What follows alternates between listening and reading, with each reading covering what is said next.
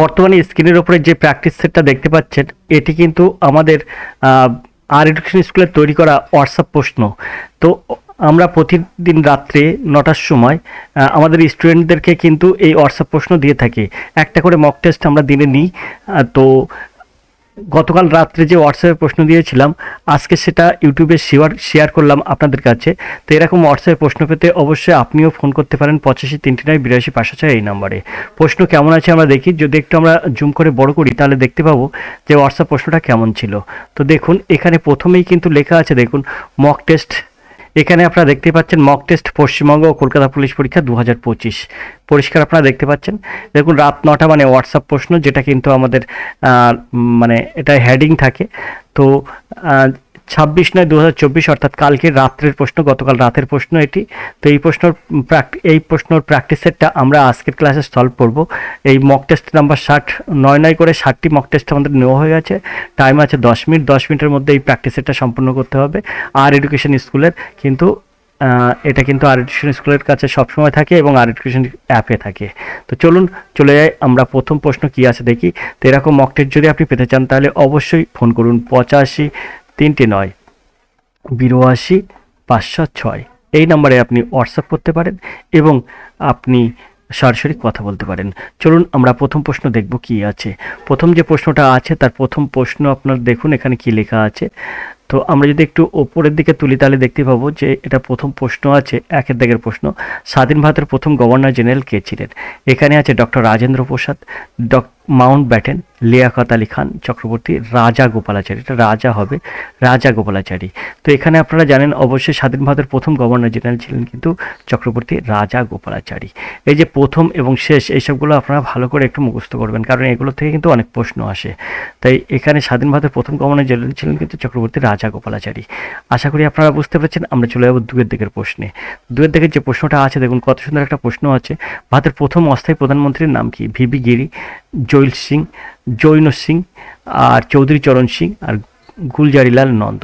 তো এখানে ভারতের প্রথম যে অস্থায়ী প্রধানমন্ত্রী, ভারতের প্রথম অস্থায়ী প্রধানমন্ত্রী ছিলেন হচ্ছে গুলজারিলাল নন্দ, অর্থাৎ দ্বিধাগ হবে সঠিক উত্তর।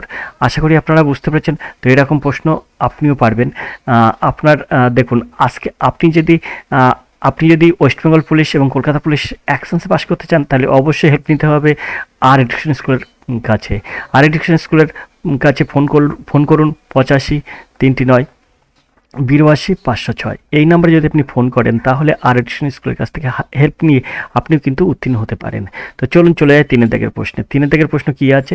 তো গতকাল রাতে হোয়াটসঅ্যাপে দেওয়ার প্রশ্নের 3 নম্বর প্রশ্ন ছিল কোন দেশ সমুদ্রের তলদেশের ভূমির নিচ দিয়ে মেট্রো রেল ব্যবস্থা প্রথম চালু করে? যেটা কিন্তু আমাদের কয়েকদিন আগে কলকাতায় উদ্বোধন হয়ে গেল, গঙ্গার নিচ দিয়ে যে ট্রেন মানে মেট্রো রেল চালু হয়েছে, তেমন কিন্তু এটা কিন্তু প্রথম কোন দেশ চালু করেছিল সমুদ্রের তলদেশে ভূমির নিচ দিয়ে মেট্রো রেল ব্যবস্থা চালু? এটা প্রথম কোন দেশ করেছিল? তো এর সঠিক উত্তর হবে কিন্তু এখানে অপশন আছে মার্কিন যুক্তরাষ্ট্র, জার্মানি, জাপান আর চীন। তো এখানে এর সঠিক উত্তর হবে কিন্তু জাপান। জাপান কিন্তু প্রথমে সমুদ্রের তলদেশে ভূমির নিচ দিয়ে কিন্তু এই ট্রেনটা চলাচল করেছিল, মেট্রো রেল চলাচল হয়েছিল, অর্থাৎ সিদ্ধান্ত হবে সঠিক উত্তর জাপান। আমরা উপরের দিকে চলে যাব, তার জন্য প্রশ্নটা উপরের দিকে তুললাম।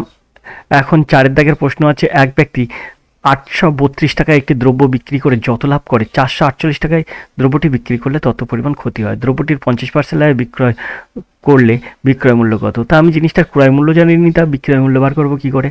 যে কোনো জিনিসের ক্রয় মূল্য বার করলেই, ক্রয় মূল্য যদি আমরা জানা থাকে তবেই কিন্তু বিক্রয় মূল্য, লাভ ক্ষতি এসবগুলো করা যায়। তো এখানে আমরা ক্রয় মূল্য জানি না, তাহলে বিক্রয় মূল্য বার করবো কী করে? বা লাভ কত করেছে, ক্ষতি কত করেছে কী করে বুঝবো? তাহলে সবার প্রথমে আমাদের চলে যেতে হবে ক্রয় মূল্যে। তাই ক্রয় মূল্যটা আমরা দেখবো কত আছে। তো দেখুন 832 টাকায় যেহেতু বিক্রি করেছে, যত লাভ হয়েছে 448 টাকায় দ্রব্যটি বিক্রি করলে তত ক্ষতি হয়। এই জিনিসটার ক্রয় মূল্য হয় এরকমভাবে বার করতে হয়, ক্রয় সমান এগুলো সহজ। এটা যোগ করতে হয়, তাহলে এটা যোগ করলে কত হয়?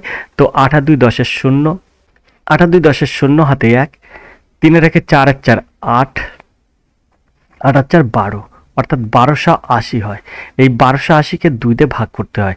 এই যে যত টাকা লাভ তত টাকা ক্ষতি, এই যে দুটোর দাম আছে এর দুটো যোগ করতে হয়, যোগ করে 2 দিয়ে ভাগ করলে ক্রয় মূল্যটা আরামসে বেরিয়ে যায়। তো এখানে হয়ে যাবে 640। তাহলে এই 640 টাকাটা কিন্তু এই জিনিসটার ক্রয় মূল্য। এখন এতে 50% লাভ করতে হবে। 50% লাভ করা মানে কি, 100 টাকা ক্রয় মূল্য হলে তার বিক্রয় মূল্য হয়ে যাবে 150 টাকা, তবেই কিন্তু আপনার 50% লাভ হয়েছে। তার মানে কি, যে টাকায় কিনেছেন তার হাফ মানে বেশিতে বিক্রি করছেন আর কি। তো এখানে যদি আমি 50% লাভ করব, তার মানে এখানে লাভ কত হবে, তো 2 দিয়ে ভাগ করলে হয়ে যায় 320। এই 320 আর এই 640 যোগ করলে হয়ে যায় 960। এই 960 টাকা যদি আপনি এই জিনিসটা বিক্রয় করেন, 960 টাকা যদি আপনি বিক্রয় করেন, তাহলে কিন্তু আপনার 50% লাভ হয়ে যাবে। আশা করি আপনারা বুঝতে পেরেছেন। তো 640 টাকার উপরে 50% লাভ আপনি এখান থেকে এরমভাবে বার করতে পারেন। 640 গুণ ক্রয় মূল্যের উপর লাভ হয়, 640 গুণ 150/100। 50% লাভ করেছি, তাই 100 টাকার জায়গায় 150 টাকায় বিক্রি করেছি। 100 টাকা কিনেছি, 50 টাকা বেশি দিতে হবে, অর্থাৎ 150 টাকায় বিক্রি করেছি। তাহলে 150/100। তো এই শূন্য কেটে যায়, এই শূন্য কেটে যায়। দেখুন 4 15 60 শূন্য হাতে 6, 6 15 90 আর 6 96, 960 টাকা। যেভাবে করবেন সেভাবেই হবে। এখানে আমরা যেহেতু ক্রয় মূল্য 640 টাকা বের করে নিয়েছি, তার হাফ বেশি দামে বিক্রি করেছি, কারণ 50% লাভ করেছি। তাহলে 640 আর 320, 640-এর হাফ 320, তার যোগ করলে 960। যেভাবে পারবেন সেভাবে আপনি করতে পারেন। আশা করি আপনারা বুঝতে পেরেছেন। গত রাতে হোয়াটসঅ্যাপে দেওয়া পরের 5-এর দাগের প্রশ্ন কি আছে আমরা দেখব। তো 5-এর দাগের প্রশ্ন আছে, দুটি সংখ্যার গুণফল 80 75, এদের পার্থক্য 10 হলে একটি সংখ্যা কত? তো অঙ্কটা আপনি অনেক রকমভাবে করতে পারেন। আর এডুকেশন স্কুল যেভাবে আপনাদের দেখায়, আপনি যদি সেইভাবে করেন তাহলে 1 সেকেন্ডে উত্তর বেরিয়ে যাবে। যদি আমরা মনে করি 75, আর এখানে যেহেতু বলেছে একটি সংখ্যা কত, তাই একটি সংখ্যা যদি 75 হয়, 85 হয়, 65 হয়, 105 হয়, হতেই পারে। তা 4টি তো উত্তর হয় না, তাই আমরা কি করব, প্রথমে 75টা নেব। 75টা নিয়ে যদি আমরা বলছি এদের যেহেতু পার্থক্য 10, তাহলে 75 আর একটা সংখ্যা হবে 85। তাহলে কিন্তু 75 আর 10 85 হলে তবেই কিন্তু তাদের গুণফল এত হতে হবে। তাহলে যদি আমি এখানে 75 আর 85 যদি গুণ করি, তাহলে এটা গুণফল এটা আসে না। তাই আমরা কি করব, এটা নেব না। আপনারা গুণ করবেন, এটা আসবে না। আমরা পরিষ্কার, আমি মোটামুটি আন্দাজ মতো গুণ করেছি, এটা বোঝা যাচ্ছে এটা আসবে না। এখানে যদি 85 আর পার্থক্য 10, তার মানে 85 আর 10 95, অর্থাৎ 95 সাথে 85 গুণ করুন, তাহলে এখানে 80 75 হয়ে যাবে। যেহেতু 80 75 হচ্ছে, তাহলে একটা সংখ্যা 85 হবে, একটা সংখ্যা 95 হবে। এখন আপনি বলতে পারেন, দাদা আপনি কি করে বুঝলেন একটা সংখ্যা 85 হবে আর অন্যটা 95? ওটা তো 75 হতে পারতো। 75 হবে না কেন? কারণ 75 আর 85 গুণ করলে কিন্তু এটা আসে না।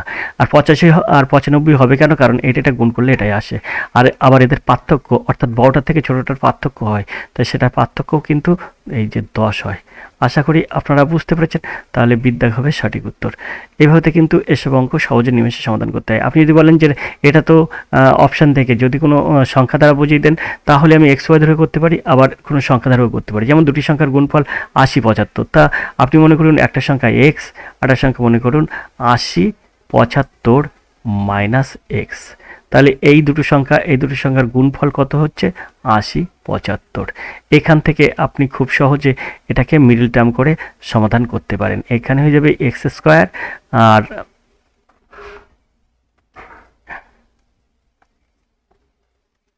এখান থেকে আপনি খুব সহজে মিডল টার্ম করে করতে পারেন। এখানে হয়ে যাবে 80 75 x বিয়োগ x² সমান 80 75। তো এই যেটা একটু ভুল করেছি, এটা হবে 80 75, দুটো সংখ্যার গুণফল 80 75, আমি এটা ভুল করেছি। তো এখানে 80 75, তো এই 80 75টা এই সাইডে চলে আসবে, এই জায়গাটা বিয়োগ হয়ে যায় 80 75। তো এটা সমান 0। এখান থেকে আপনি মিডল টার্ম করে করতে পারেন। খুব সহজে আপনি মিডল টার্ম করে বার করতে পারেন, এটা করতে পারেন। এছাড়াও আপনি যদি মনে করেন যে না আমার এটাও হলো না, তাহলে আপনি এভাবেও করতে পারেন। এই যেমন একটা সমীকরণ বার করে দিচ্ছি, আরেকটা সমীকরণও আপনাদের বার করে দিচ্ছি, সেভাবেও আপনি করতে পারবেন। কীভাবে করতে পারবেন? একটা সংখ্যা মনে করবেন x, একটা সংখ্যা মনে করবেন y। তাই XY মানে গুণফল হলো 80 75, আর এদের পার্থক্য অর্থাৎ x - y, এটা সমান এটা সমান কত? 10। আশা করি আপনারা বুঝতে পেরেছেন। এদের পার্থক্য 10, এই পার্থক্য 10 হয়ে গেল। এখান থেকে আপনি খুব সহজে সমাধান করতে পারবেন। আশা করি আপনারা বুঝতে পেরেছেন। তো দুটো কিন্তু দুভাবেতেই আমরা বলে দিলাম। চলে যাবো 6-এর দাগের প্রশ্নে। গত রাতে হোয়াটসঅ্যাপে দেওয়া 6-এর দাগের প্রশ্ন কী ছিল? 6-এর দাগের প্রশ্ন ছিল 250 গ্রাম চিনির দ্রবণ 20% চিনি আছে, ওই দ্রবণে আর কত গ্রাম চিনি মিশ্রিত করলে চিনির পরিমাণ মোট পরিমাণে 25% হবে। তো এটা আপনাকে কিভাবে সমাধান করতে হয় দেখুন, এটা আপনাকে সহজে সমাধান করতে গেলে আপনাকে একটা ট্রিক্স এবং টিপস ফলো করতে হবে। ট্রিক্স এবং টিপস কি, যেটা এটা হচ্ছে 250 গ্রাম চিনি দ্রব্য, তাহলে এটা হচ্ছে 250, আপনি গুণ দেবেন 250 গুণ, এখানে একটা দাগ দেবেন। যেহেতু 20% চিনি আছে, আবার বলছে কত গ্রাম চিনি মিশ্রিত করলে চিনির পরিমাণ 25% হবে, তাই আপনি এটা 25 থেকে এই 20টা বিয়োগ করে দেবেন। আর যেহেতু মোট মিশ্রণ 100, তাই 100 থেকে এই 25টা বিয়োগ করে দেবেন। ব্যাস, এই টিপস এবং ট্রিক্সটা ফলো করলে এই অঙ্ক সহজে সমাধান হয়ে যায়। কীভাবে সমাধান হলো আপনারা অবশ্যই বুঝতে পেরেছেন। তো 250 গুণ 20 থেকে 25 থেকে 20 বাদ দিলাম, দিলে থাকে 5, আর এখানে থাকে 75। এখন এটাকে আমরা ক্যালকুলেশন করি তাহলে কী হবে, 5 15 75। আর যদি এটাকে আমরা এটা দিকে কাটাকুটি করি তাহলে 3 5 15, আর এখানে 5 50 250, সেই ক্ষেত্রে হবে 3 16 48, 3 6 18, 3 6 18, অর্থাৎ 16.66 গ্রাম। তো এখানে এর সঠিক উত্তর হবে 16.66 গ্রাম। আশা করি আপনারা বুঝতে পেরেছেন। তো এই ছিল কিন্তু 6 দাগের প্রশ্ন। আমরা চলে যাবো 7 দাগের প্রশ্নে। 7 দাগের যে প্রশ্নটা আছে সেটা কিন্তু একটি রিজনিংয়ের প্রশ্ন। তো রিজনিংয়ের এই প্রশ্নটা কিন্তু ফুল আর এডুকেশন স্কুল নিজে তৈরি করা, তাই আপনাদের জন্য কিন্তু আর এডুকেশন স্কুল এই রিজনিংটা করে দেবে না। আর এডুকেশন স্কুলের রিজনিং সবসময় আর এডুকেশন স্কুল তাদের মানে ভিউয়ারদের কিন্তু সবসময় বলে যে আপনারাই করুন। তাই আর এডুকেশন স্কুল সবসময় আপনাকেই বলছে যে আপনি এটা করুন এবং কমেন্ট সেকশনে গিয়ে কমেন্ট করুন এর উত্তরটা কী হবে। 7 দাগের রিজনিং এটা। তো এই রিজনিংটার উত্তর কী হবে, যথাযথ উত্তর দেবেন অবশ্যই, আশা করি। আমরা চলে যাবো 8 দাগের এই প্রশ্নে। 8 দাগের প্রশ্ন হচ্ছে অফার সমান সমান, এটা লেখা হলে ফর সমান সমান কী হবে। তো অফারের ও হচ্ছে 3, আর এফ হচ্ছে 5, এফ হচ্ছে 5, ই হচ্ছে 2, আর হচ্ছে 4। এখন ফর তাহলে এফ এর মান কত হবে, এফ এর মান আছে 5, তো আমরা এফ এর মান 5 দেবো। ওর মান কত আছে, ওর মান 3 আছে, তাই আমরা 3 দেবো। আর এর মান কত আছে, আর এর মান 4 আছে, তাই আমরা 4 দেবো। তাহলে হলো কত, তাহলে হলো কিন্তু 534। তাহলে এর দেখা হবে সঠিক উত্তর। খুব সহজে কিন্তু এইসব রিজনিং সমাধান করা যায়। এবং আর এডুকেশন স্কুলের কাছে আপনি যদি নিয়মিত আর এডুকেশন ক্লাসগুলো দেখেন, আর এডুকেশন স্কুলের ক্লাসগুলো দেখেন, তাহলে এসব কিন্তু সহজেই আপনি সমাধান করতে পারবেন। আমি 9 দাগের প্রশ্নে চলে যাবো। 9 দাগের যে প্রশ্নটা আছে দেখুন, কত সুন্দর একটা প্রশ্ন আছে। রিমি পি বিন্দু থেকে দক্ষিণ দিকে চলা শুরু করলো, 40 মিটার যাওয়ার পর বাঁ দিকে বাঁকলো, তারপর 30 মিটার যাওয়ার পরে কিউ বিন্দুতে পৌঁছালো। এখন রিমি পি স্থান থেকে কত দূরে রয়েছে। তো আমরা প্রথমে কি করব, এখানে একটা পূর্ব পশ্চিম একটা দাগ কেটে নেব। এখানে আমরা ইস্ট, এখানে আমরা ওয়েস্ট, এখানে আমরা নর্থ, এখানে আমরা সাউথ করলাম। এখন প্রথমে বলছে কি পি বিন্দু থেকে, এখানে যদি আমরা পি ধরি তাহলে পি বিন্দু থেকে দক্ষিণ দিকে চলা শুরু করলো। পি বিন্দু থেকে দক্ষিণ দিকে মানে সাউথের দিকে আসলো, চলা শুরু করে এখানে 40 মিটার আসলো। 40 মিটার মনে করুন 40 মিটার এগিয়ে গেছে। 40 মিটার যাওয়ার পরে বাঁদিকে ঘুরলো, এই বাঁদিকে ঘুরেছে, বাঁদিকে ঘুরে কোন দিকে যাবে, তাহলে ইস্টের দিকে চলে যাবে, পূর্ব দিকে। তারপর সেখান থেকে 30 মিটার গেল, তাহলে এখান থেকে এটা 30 মিটার গেল। 30 মিটার যাওয়ার পরে কি করছে, 30 মিটার যাওয়ার পরে কিউ বিন্দুতে পৌঁছালো, তাহলে এখানে হচ্ছে কিউ। এখন রিমি পি স্থান থেকে কত দূরত্বে আছে, তার মানে এই পি থেকে কিউয়ের এই দূরত্বটা কত আপনাকে বার করতে হবে। তা খুব সহজে আপনি এটা বার করতে পারবেন, কারণ এটাকে আমরা একটা ত্রিভুজ আকারে পেয়েছি। দেখুন ত্রিভুজ আকারে পেয়েছি, তাহলে পি এখানে যদি আমরা আর ধরি, পি কিউ আর একটা ত্রিভুজ হয়ে যাচ্ছে, পি কিউ আর একটা ত্রিভুজ হচ্ছে। তাহলে পি কিউ আর যদি একটা ত্রিভুজ হয় তাহলে এটা কিন্তু একটা সমকোণী ত্রিভুজ হচ্ছে, যার লম্ব এটা, তারপরে ভূমি এটা, তাহলে অতিভুজ কত। তাহলে আমরা সূত্র কি জানি, অতি স্কোয়ার সমান সমান লম্ব স্কোয়ার প্লাস ভূমি স্কোয়ার। এটা কিন্তু আমরা সূত্র জানি, ভূমি স্কোয়ার। এখন এই যে লম্বর মান কত, লম্বর মান এই যে 40, তাহলে 40-এর আমার স্কোয়ার করতে হবে, 40-এর স্কোয়ার প্লাস ভূমি কত, ভূমি হচ্ছে 30, তাহলে 30-এর স্কোয়ার। তাহলে এখানে কিন্তু আমরা পেয়ে গেলাম কি 40 40 16, অর্থাৎ 1600, আর 30 30 900, মানে গুণ করলে কিন্তু হয় 900, আর 40 40 গুণ করলে হয় 1600, তার 9 আর 1600 কত হয় 2500। এখন এই অতিভুজ, যেহেতু অতিভুজ স্কোয়ার সমান 2500, তাহলে অতি সমান সমান কত, তাহলে অতি সমান সমান স্কোয়ারটা উঠে এখানে রুট হয়ে যায়, তাহলে এখান থেকে আমরা কত পাই 50 পেয়ে যাব।